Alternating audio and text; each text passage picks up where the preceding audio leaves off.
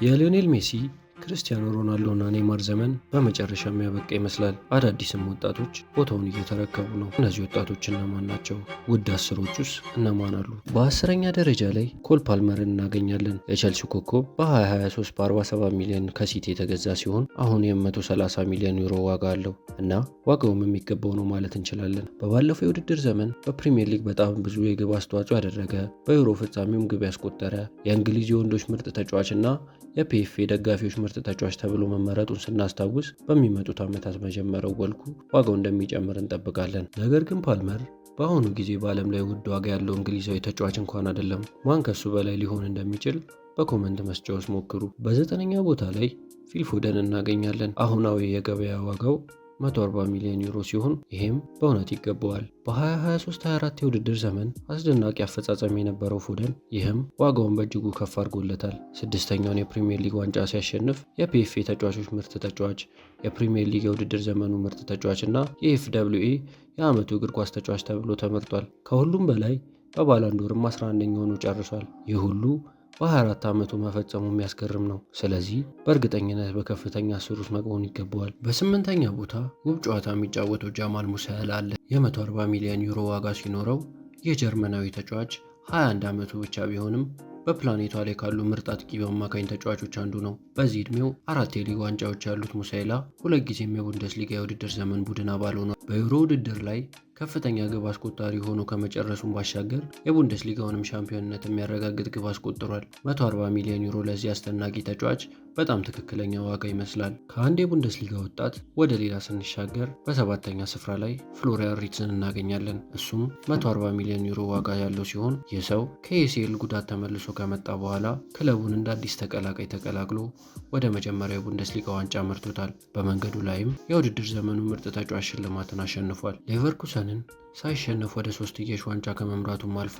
ለዚህም ተግባሩ በባላንዶር በ12ኛ ደረጃ ላይ ጨርሷል። 21 ዓመቱ መሆኑን ስናስብ ነገሮችን አስደናቂ ያደርጋቸዋል። ዘገባዎች እንደሚናገሩት ከሪያል ማድሪድ ጋር የተያያዘው ተጫዋች ኮንትራቱ ለ1 ዓመት ተኩል ስለቀረው በዚህ ወቅት ከፈለጉት 140 ሚሊዮን ዩሮ ገደማ መክፈል ሊኖርባቸው ይችላል። ከ140 ሚሊዮን ተጫዋቾች ስንርቅ በ6ኛ ቦታ ላይ ቡካዮ ሳካን እናገኛለን። የ150 ሚሊዮን ዩሮ ዋጋ ያለው ተጫዋች ሲሆን አርሰናል እሱ በሌለበት ጊዜ የማጥቃት ጨዋታው እንዴት ግራ እንደሚገባ ስናይ እሱ ያን ያህል ዋጋ እንዳለው ለማሳየት በቂ ማስረጃ ነው። በ23 ዓመቱ በዓለም ላይ ካሉ 3 ምርጥ ክንፍ ተጫዋቾችም አንዱ ነው። ስለዚህ በአሁኑ ጊዜ በፕሪሚየር ሊግ ውስጥ ካሉ በጣም ውድ ዋጋ ካላቸው ተጫዋቾችም አንዱ መሆኑ አያስደንቅም። ነገር ግን በዓለም ላይ በጣም ውድ ዋጋ ያለው የክንፍ ተጫዋች ግን አይደለም። ወደ ቶፕ 5ቱ ስንሻገር ኪሊያን ምባፔን እናገኛለን። የሪያል ማድሪዱ ኮከብ የ160 ሚሊዮን ዩሮ ዋጋ ተለጥፎበታል። በማድሪድ እና በፈረንሳይ የሚያሳያቸው የቅርብ ጊዜ አፈጻጸሞች ዋጋውን እንዲቀንስ ቢያደርጉትም ከዚህ በፊት የ200 ሚሊዮን ዋጋ የነበረው ተጫዋች ነው። በዚህ ዝርዝር ውስጥም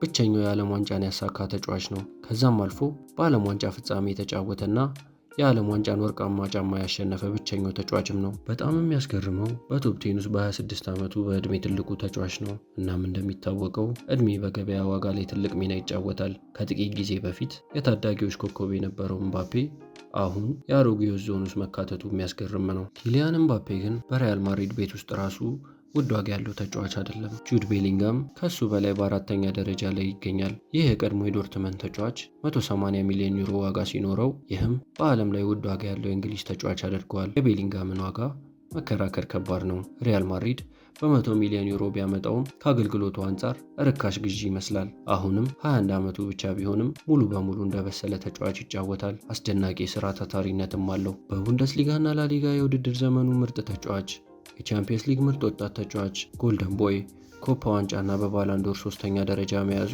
ቤሊንጋም በፕላኔቷ ላይ ካሉ በጣም ውድ ዋጋ ያላቸው ተጫዋቾች አንዱ እንዲሆን አድርገውታል። ወደ ቶፕ 3 ስንመጣ ወጣቱን ላሚን ያማል እናገኛለን። ይህ ልጅ እብድ ነው። በ17 ዓመቱ የሚያደርጋቸው ነገሮች የተለመዱ አይደሉም። በአሁን ጊዜ በዓለም ላይ ምርጥ ተጫዋች ነው ብሎ መከራከር ይቻላል። 180 ሚሊዮን ዩሮ ዋጋ ያለው ሲሆን ይህንን መከራከርም አይቻልም። ከባርሴሎና ሊወስደው የሚፈልግ ማንም ክለብ ከዚህ በላይ መክፈል እንዳለባቸው እርግጠኛ ናቸው። በባለፈው ዓመት ለእሱ 250 ሚሊዮን ዩሮ ቅናሽ ነው የሚባል ወሬ ነበር። በዚህ ወጣት ዕድሜ ላይ መሆኑም ዋጋውን በከባዱ ከፍ ያደርገዋል። በ2040 ላሚን ያማል 32 ዓመቱ ብቻ ይሆናል። ይህም በጣም ረጅም የሥራ ዘመን እንዳለው ያሳያል እና ይህ ልጅም ቡድን ሊገነባበት የሚችል ተጫዋች ነው። በ17 ዓመቱ የዩሮ፣ ላሊጋ፣ የስፔን ሱፐር ካፕ ጎልደን ቦይ እና ኮፓ ዋንጫን አሸንፏል። ብዙ ሪከርዶችም አሉት። ይህ ልጅ በፊፋ ምርጥ ወንዶች ተጫዋቾች ሽልማት ቶፕ 5 ውስጥ ጨርሷል። በዚህም ከቀጠለ በጣም ወጣቱ የባላንዶር አሸናፊ ሊሆን እንደሚችል ምንም ጥርጥር የለውም። በቶፕ ስሪ ውስጥ መሆን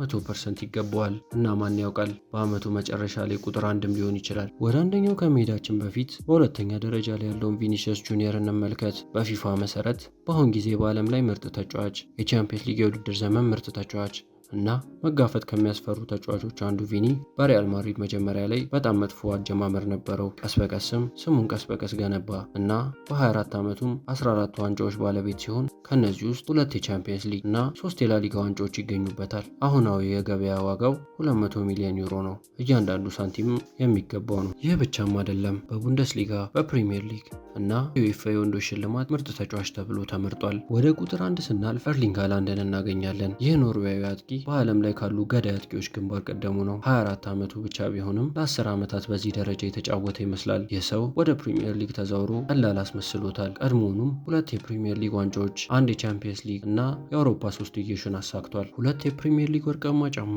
1 የአውሮፓ ወርቃማ ጫማ እና በባላንዶር እና ፊፋ ምርጥ ሽልማቶች ላይ ሁለተኛ ሆኖ ጨርሷል። በመጥፎ የውድድር ዘመኑ ላይ ሃላንድ አሁንም ለፕሪሚየር ሊግ ወርቃማ ቡትስ እና ለአውሮፓ ወርቃማ ጫማ ይወዳደራል። እሱ ያን ያህል ጥሩ ነው። በዓለም ላይ ወደ የትኛውም ቡድን በቀጥታ ይገባል። ለዚህም ነው በአሁን ጊዜ ከሱ የበለጠ ዋጋ ያለው እግር ኳስ ተጫዋች በዓለም ላይ የማይገኘው። የገበያ ዋጋውም 200 ሚሊዮን ዩሮ ተቀምጧል። ማወቅ ለሚፈልጉ በቶፕ 15 ውስጥ የሚያጠናቅቁ ተጫዋቾች ሮድሪ፣ ቫልቨርዴ፣ ራይስ፣ ኦዴጋርድ እና ፔሪ ናቸው። በዚህ ቪዲዮ ውስጥ ያልተካተቱ ግን መካተት ነበረባቸው የምትሉትን ተጫዋቾች በኮመንት መስጫው ስር ያስቀምጡልን። እንዲሁም ይህን ቪዲዮ ከወደዳችሁት ላይክ፣ ሼር እና ኮመንት ማድረግ አይረሳ። እስከ ቀጣይ ቪዲዮ አዲዮስ።